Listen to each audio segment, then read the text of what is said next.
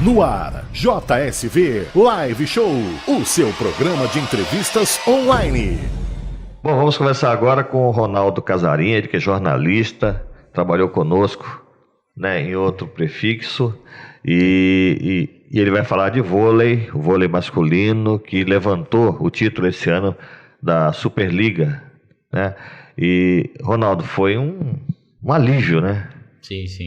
Grande abraço a vocês, obrigado pelo convite de estar aqui falando sobre vôlei, voleibol, com certeza, né? O mês de maio aí foi de muita festa em Taubaté, porque a conquista da Superliga, conquista inédita da Superliga masculina de vôlei, coroou um ano de altos e baixos, tumultuado para o vôlei Taubaté. Não foi a primeira vez que eu vejo um time de vôlei mandar um técnico embora no meio da competição, acontecer, né? Muito raro acontecer no vôlei. Futebol a gente está acostumado, mas no vôlei é raro. O que aconteceu com aquele técnico argentino?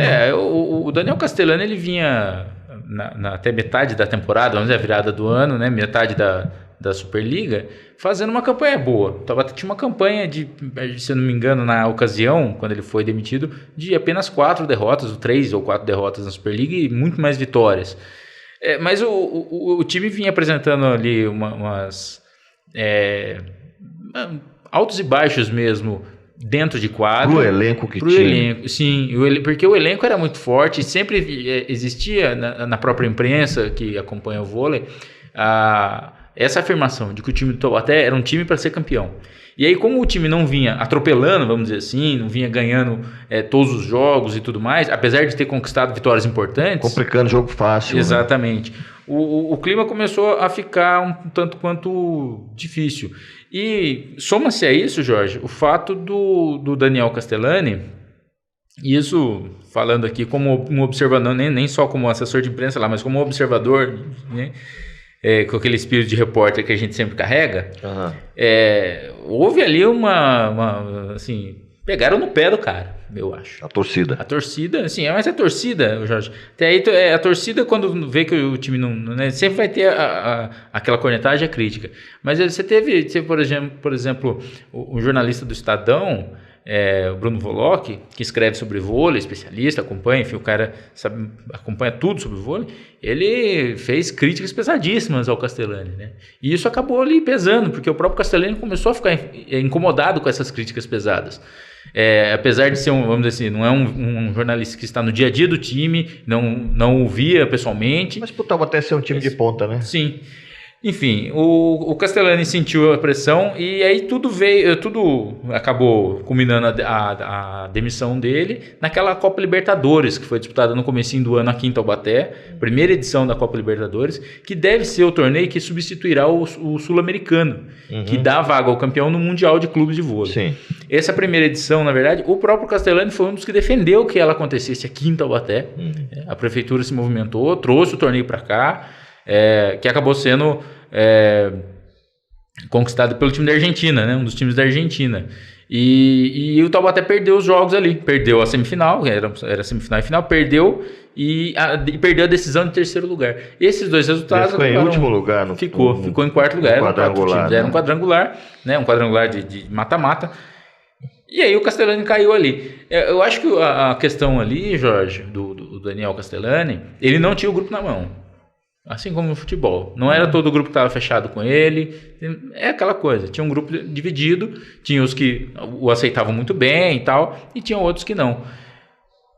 Optou-se pela troca do treinador. Veio o Renan Dalzotto. O Renan estava negociando já. Como é que foi? A troca foi feita e logo o Renan já conhecia o ginásio, a cidade, os diretores, a prefeitura, ele conhecia tudo de Taubaté. Até porque a seleção já tinha feito um período de treinamentos aqui, sim, quando fez amistosos com a China, né?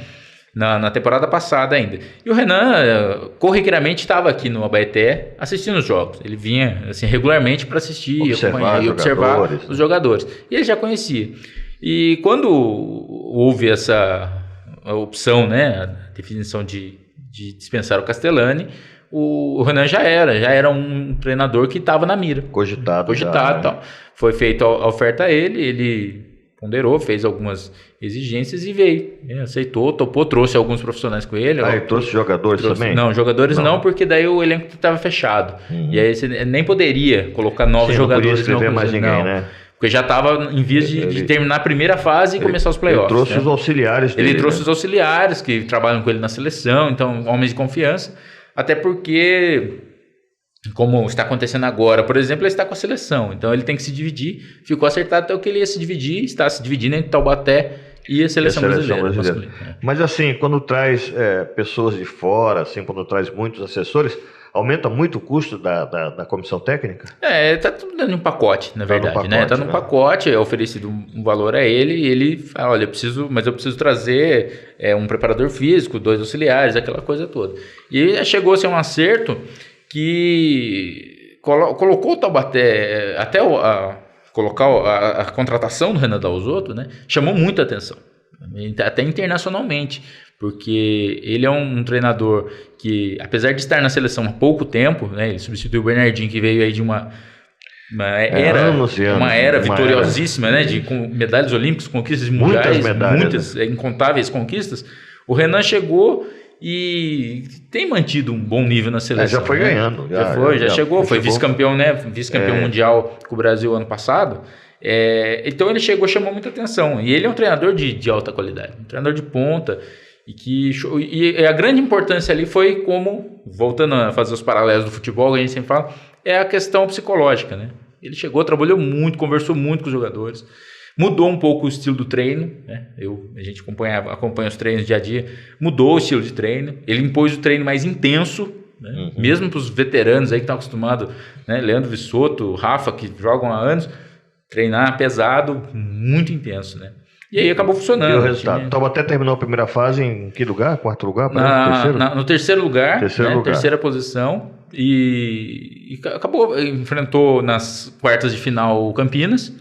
Foi uma série melhor de 3. Um clássico, né? Sim, um adversário tradicionalista. Campinas já eliminou o Taubaté. E aí fez um melhor de 3 e passou por 3 jogos a 2. Né? Ganhou os 2 jogos aqui e perdeu lá. E passou para a semifinal, pegou o Cruzeiro, que era 3-0, grande bicho-papão aí, um dos favoritos, né? E estava até freguês dele também. E era freguês. E acabou conseguindo passar pelo Cruzeiro no melhor de 5 por 3-0. Né? 3 jogos a 0, assim, indiscutível. Difíceis, claro, jogos muito, muito duros, mas que o Taubaté impôs seu melhor jogo, sempre. Né? Isso que o Renan sempre falava nas entrevistas. Nós conseguimos impor o nosso ritmo, o nosso estilo de jogo. O Cruzeiro que teve que correr atrás. Sim. E aí o Taubaté avançou a final. Né? Aí foi para a final com o SESI e aí todo mundo assistiu, né? Clássico.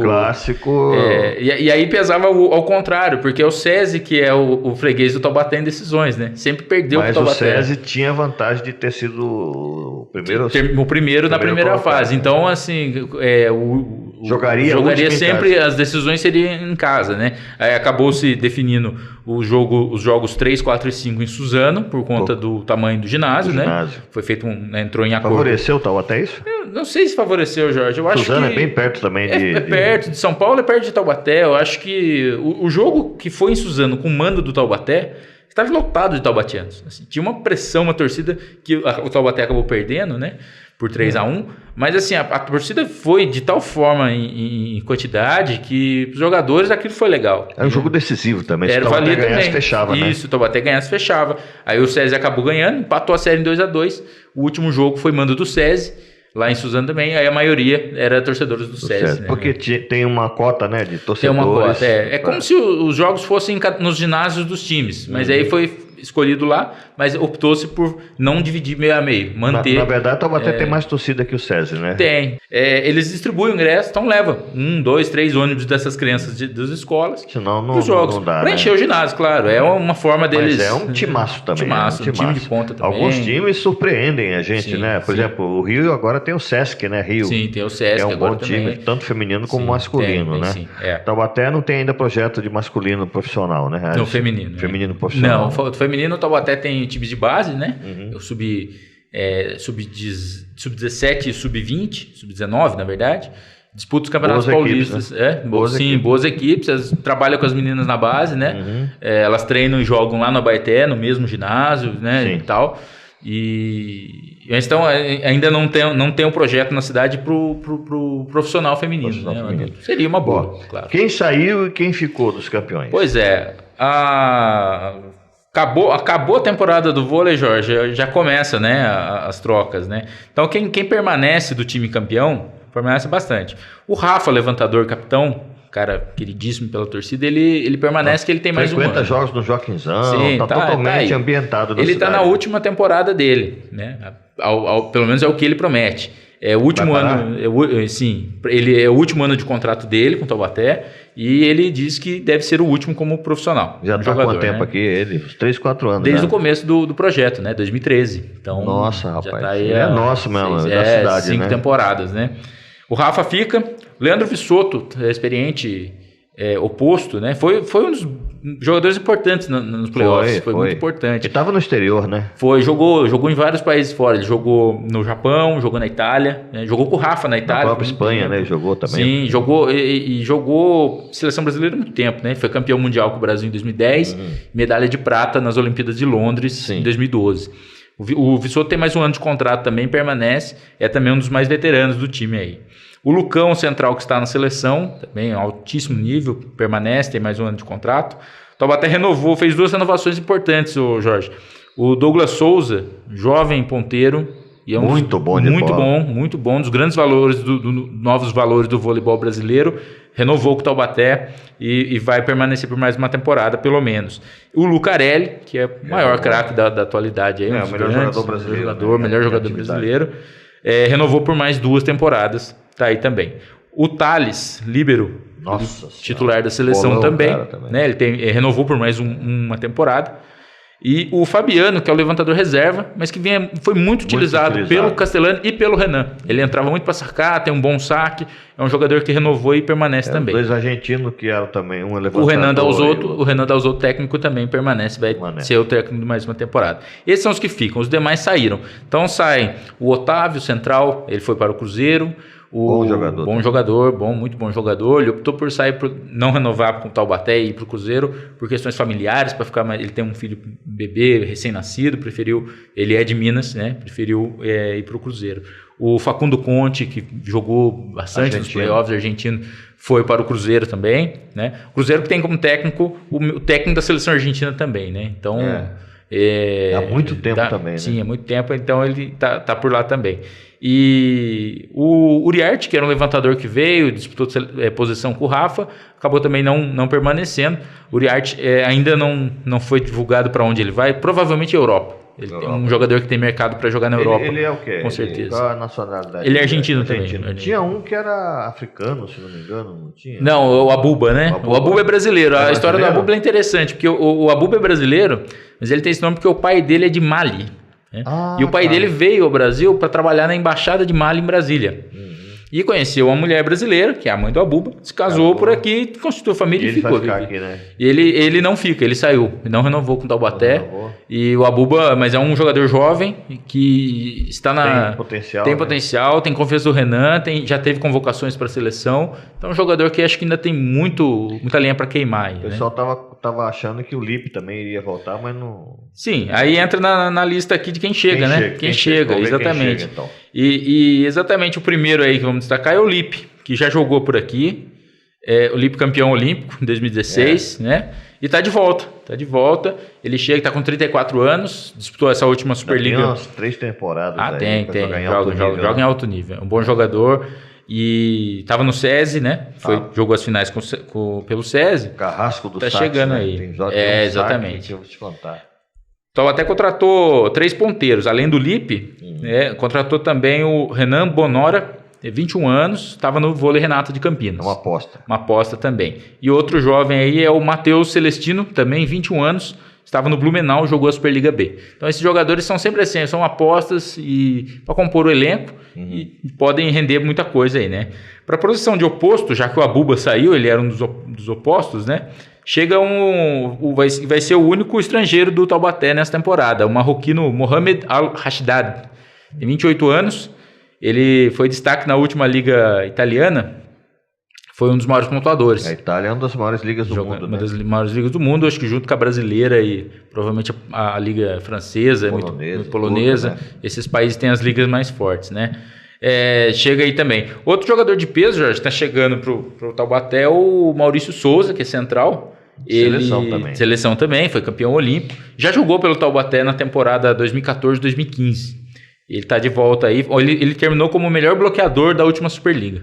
Um jogador pelo Sesc Rio. Estava no Sesc Rio. No Sesc Rio. O Maurício Souza, um jogador aí também de altíssimo nível, né? Também como central foi contratado o Petros, 32 anos, estava no vôlei Ribeirão.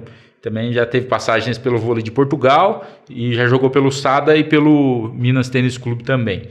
E também como central o Simon Lima, 23 anos, brasileiro, estava no Juiz de Fora. Chegou também mais um levantador, que é o Eduardo Carizzi, 23 anos. Ele estava... Parecido com o do Palmeiras, né? Tem 3 para cada posição. Exatamente, tem que ter. Até porque como o Taubaté sempre tem jogadores convocados para a seleção, tem que ter um elenco mais numeroso para cobrir, né, essas convocações. Tem muita gente que questiona por que o Sidão, sendo daqui, não é de Taubaté, mas ele tem os problemas dele lá para fora de Taubaté, né, que ele precisa resolver, né? Não sei. Tem. A mulher dele é de outro lugar, sim, né? Sim. A levantadora. Sim. Ele jogou aqui um ano. O Sidão chegou a jogar aqui. Jogou aqui. Eu conversei uma vez com ele. Ele estava falando que tinha um projeto de trazer com a esposa dele voleibol feminino pra cá, mas acabou não dando certo, né? Só terminando a lista aqui, Jorge, tem mais um levantador, que é o Eduardo Carizzi, 23 anos, jogou pelo Fiat Minas, né? Que é o Minas Tênis Clube. E o líbero Rogerinho, vai ser o líbero reserva, Rogerinho, de 24 anos, disputou a última Superliga também pelo Fiat Minas, né? Que é o Minas Tênis Clube.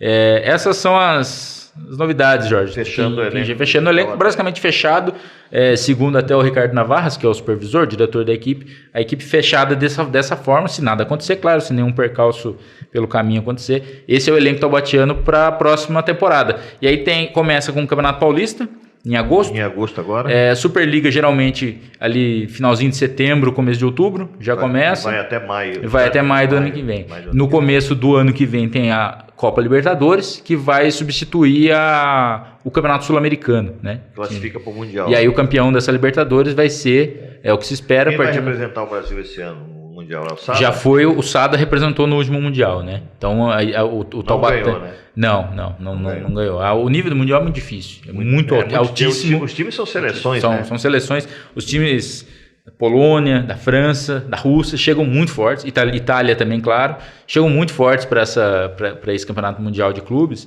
e o Cruzeiro não conseguiu segurar a bronca aí. Pois é. Além de cuidar do vôlei, vamos mudar um pouquinho de assunto, o vôlei está realmente muito bem explicado. Nós temos aí os para-atletas de Taubaté, os quais também você acompanha, né? Sim, exatamente. Trabalho com o pessoal lá. E nesse último final de semana, no dia 8, aconteceu uma competição. Né? Foi o Circuito Caixa, né? Circuito Brasil de Paratletismo, recebe o nome de Loterias Caixa porque é o patrocinador do evento. O Circuito Brasil de Paratletismo ele é o maior evento, mais importante do Brasil, né? No primeiro semestre, no começo do ano, são realizadas etapas regionais em São Paulo, no Nordeste, no Rio Grande do Sul, e aí os melhores dessas etapas regionais se encontram para 3 etapas nacionais. Essa foi a primeira etapa, a segunda etapa vai ser em julho, e a terceira etapa, na verdade, agora, desde o ano passado, ela passa a se chamar Campeonato Brasileiro de Paratletismo. Eles só mudaram o nome para que o melhor atleta, por exemplo, dos 100 metros, ele vem ali ao longo do ano sendo o melhor naquele terceira temporada, ele recebe o título de campeão brasileiro. E aí ele é o campeão brasileiro do ano da sua prova, né? Aconteceu então a primeira etapa do circuito.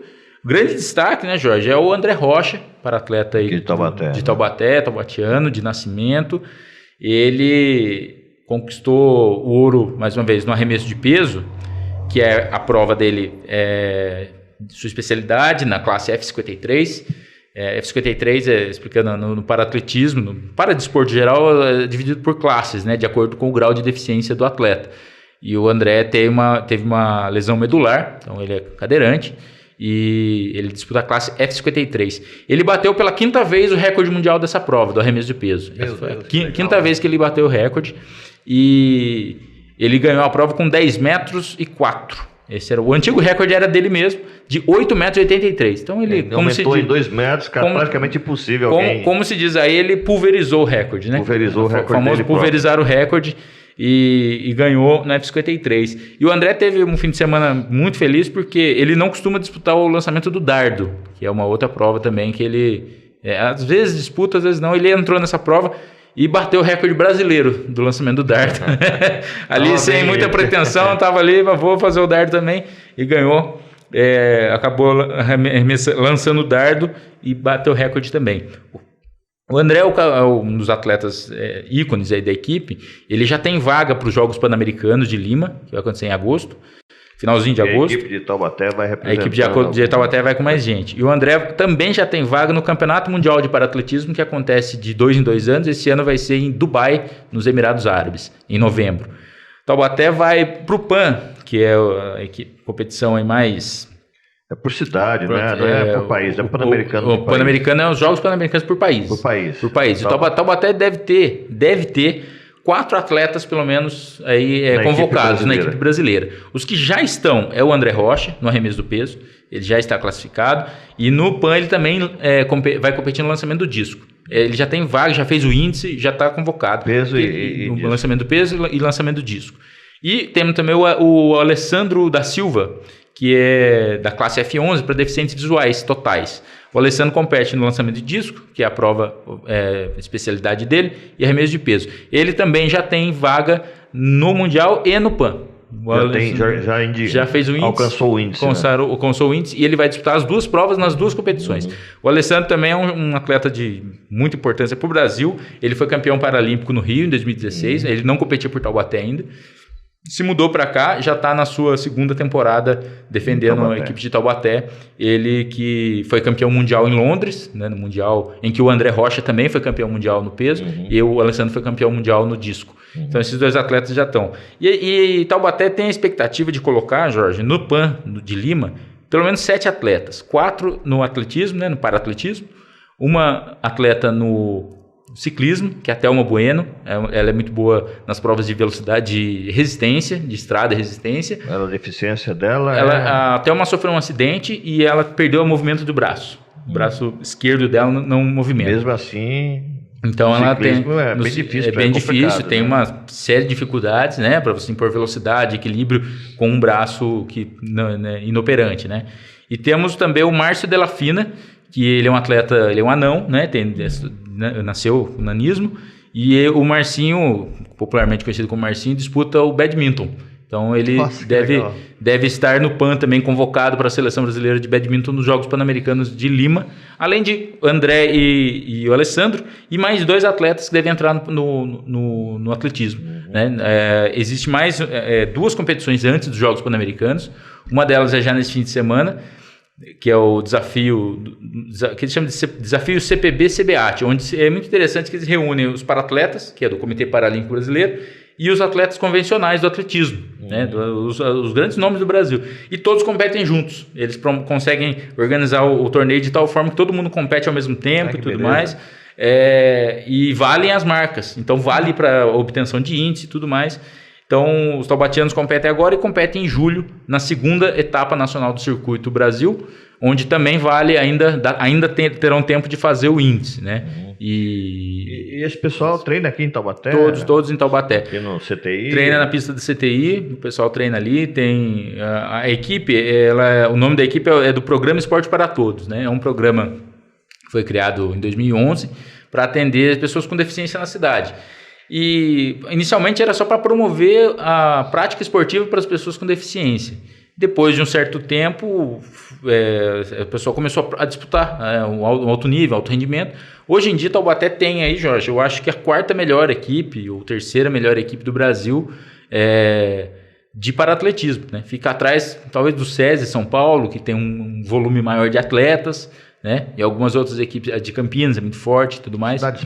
Cidades maiores, mas o Taubaté tem menos atletas, mas muitos atletas na seleção, né? Então você tem o Alessandro e o André que eu citei, eles são da seleção brasileira já. Então, frequentemente vão a São Paulo, passam por períodos de treino lá em São Paulo, e um dos treinadores da equipe taubatiana, que é o Guto Nascimento, ele trabalha também na seleção, ele também é treinador da seleção brasileira. E ele regularmente, ele tem 3 dias por semana, ele trabalha em São Paulo, lá no Centro de Treinamento Paralímpico, que é a base do paradesporto brasileiro em São Paulo. Quer dizer, Taubaté hoje é uma cidade esportiva, né? Porque muito, nós temos handebol, nós temos futsal, nós temos para atletismo, nós temos o vôlei, tanto masculino como feminino, enfim, Sim, né? sim. O burrão talvez engrene. É o que esperamos, Vamos né? esperar que o burrão engrene. Recentemente o handball taubatiano foi campeão pan-americano de novo, né? Vai para o Mundial, né? Foi feita a conexão, agora você é eterno convidado nosso. Qualquer coisa que tiver, agradeço. liga, né? A gente já marca, já... Agradeço. Tá Estamos à disposição, né? Muita coisa acontecendo. A gente falava do vôlei, temporada... E dia 29 já está confirmado aqui no Papo de Bola, né? Sim. E dia... Cobrando já. O vôlei começa só a temporada do vôlei, como a gente falava, em agosto, né? Campeonato Paulista, o Taubaté é pentacampeão paulista, seguido. Vai em busca do Hexa aí, quem sabe mais uma não conquista. é alternado, é seguido, né? Pentacampeão seguido. Contra o SESI quantas vezes? Foram 4 contra o SESI e uma contra o Corinthians, né? Corinthians Guarulhos. Mas foi mais gostoso. Desculpa aí, pessoal corintiano, é brincadeira. Tem uma galera que vai, viu? É curioso, porque a torcida do vôlei, do Corinthians no vôlei, ela acaba sendo a torcida do futebol mesmo. É aquela galera ali das organizadas que vai... Então... Gosta mesmo, vai pela camisa. Tá bom, então. Começamos com... Obrigado pela sua participação mais uma vez. Agradeço, Jorge. Estamos à disposição. Nós começamos com o Ronaldo Casarim, aqui na Rádio JSV. Rádio JSV. Música e informação. JSV.